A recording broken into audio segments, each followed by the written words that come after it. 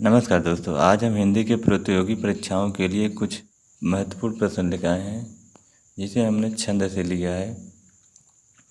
तो पहला क्वेश्चन है, समया के प्रत्येक चरण में कितनी मात्राएं होती हैं? 4 ऑप्शन हैं, 11, 13, 16, 22 से 26। तो इसमें से सही आपको बताना है। तो सही हो जाएगा, समया के प्रत्येक चरण में 22 से 26 मात्राएं होती हैं। डी ऑप्शन सही है। अगला है, दोहा और रोला किस प्रकार के छंद हैं? 4 ऑप्शन है, तो दोहा और रोला हो जाएगा मात्रिक छंद। सी सही है। तीसरा है, मैथिली शरण गुप्त जी के काव्य से उन्हें कौन से छंद प्रिय होने का प्रमाण मिलता है?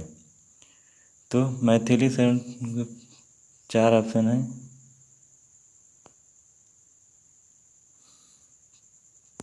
चारों में से सही हो जाएगा सी।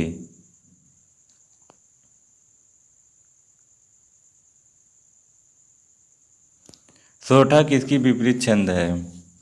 तो सोरठा दोहा की विपरीत छंद है। अगला है, चरणों की मात्रा, यति और गति के आधार पर हिंदी की कौन सी जातियां हैं? तो चरणों की मात्रा, यति और गति के अनुसार ये हो जाएगा बी, सम, विषम और अर्धसम। 6 चरण वाले कुंडली छंद के प्रत्येक चरण में कितनी मात्राएं होती हैं? तो इसमें हो जाएगा ए, 24 मात्राएं होती हैं।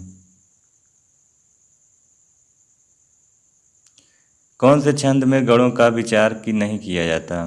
का इनमें से कोई नहीं। मात्रिक छंद, वर्ण, वृत्त, ए और बी दोनों, इनमें से कोई नहीं।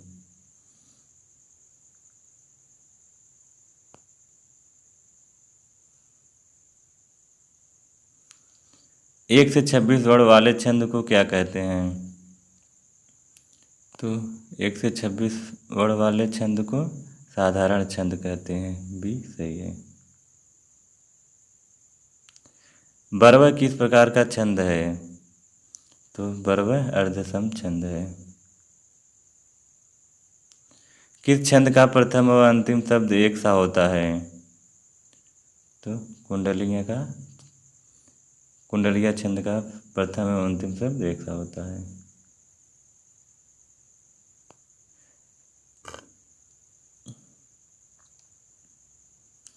निम्न में से कौन सा कथन सही नहीं है?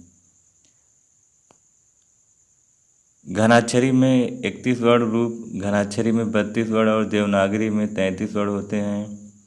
अंतिमाक्षर घनाक्षरी के उत्तरांग से निर्मित छंद है जिसमें 15 वर्ण और 8वें तथा 7वें वर्ण पर यति होती है। मात्रिक छंद में वर्णों की संख्या भिन्न हो सकती है। तो इसमें से हो जाएगा डी, सही है।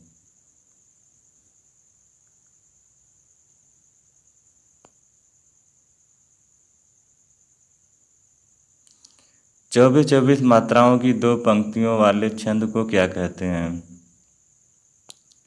तो बराहवे का हो जाएगा बी, दोहा।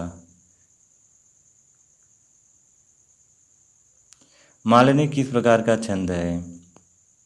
तो मालिनी समवर्ण वृत्त छंद है। वर्ण, मात्रा, गति, यति आदि के नियंत्रित रचना को क्या कहते हैं? तो इसे छंद कहते हैं। 11 और 13 मात्राओं पर यति एवं अंत में 2 गुरु या 2 लघु छंद हैं, तो इसे रोला कहते हैं।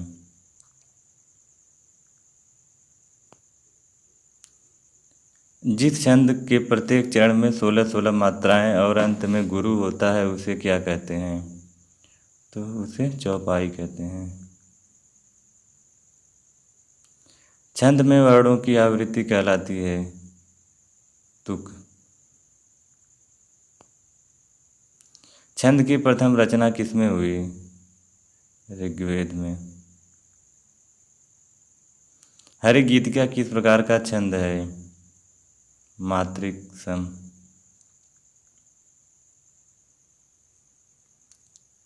द्रुत, विलंबित और मालिनी छंद के प्रकार के हैं। तो इसका हो जाएगा वाणिक वृत्त।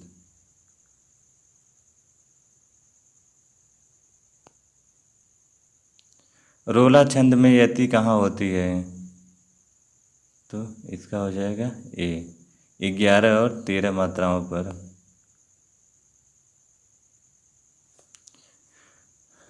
दोहा और रोला के सहयोग से बनता है।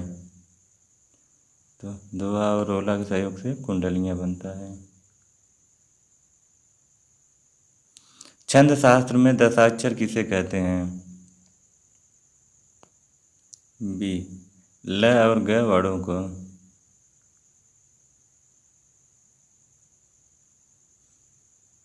छंद की प्रत्येक पंक्ति को क्या कहते हैं?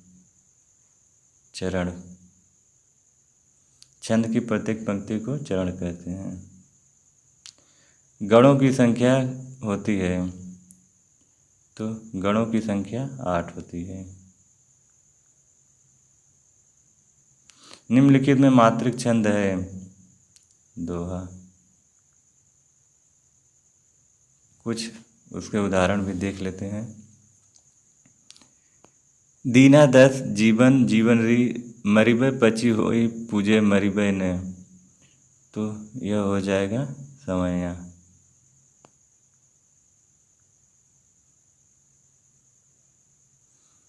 पर सहसा यह रूप देख होता है विस्मय, आर्य लोग क्या एक समय थे ऐसे निर्भय, क्या हम सब जो आज बने हैं निर्बल कामी, रहते थे स्वाधीन समर में होकर नामी। तो यह हो जाएगा रोला। कबीरा यह घर प्रेम का खाला का घर नाही, सिर उतारी हाथ धरी सांप बैठे घर माही। तो यह हो जाएगा दोहा।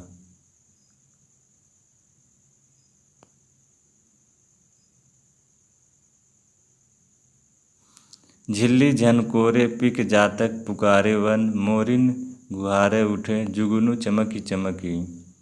तो यह हो जाएगा देवघनाक्षरी।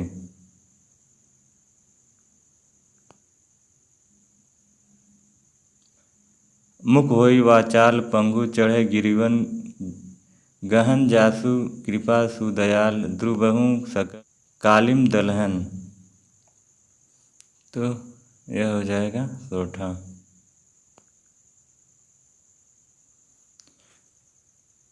कुछ और यही युग लोचनों में प्रतिबिंबित है अनुराग अमंग आमंद।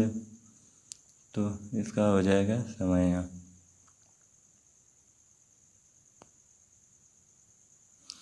पीयू सो कहेऊ संदेश अड़ा है थौरा के काग, सो धनी बिरह जरी मुई तेही के धुआं हन लाग।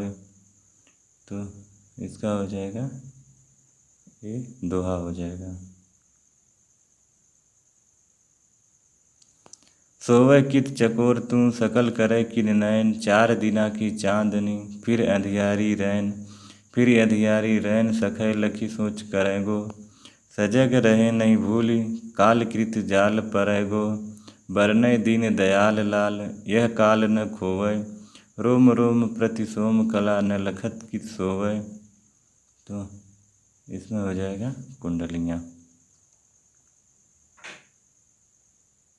पावक पवन मणि पन्नग पतंग पितृ जेते ज्योतिवंत, जग ज्योति से गाए हैं। तो इसमें हो जाएगा घनाक्षरी। तो दोस्तों आज के लिए बस इतना ही, फिर मिलेंगे अगले वीडियो में। तब तक के लिए नमस्कार।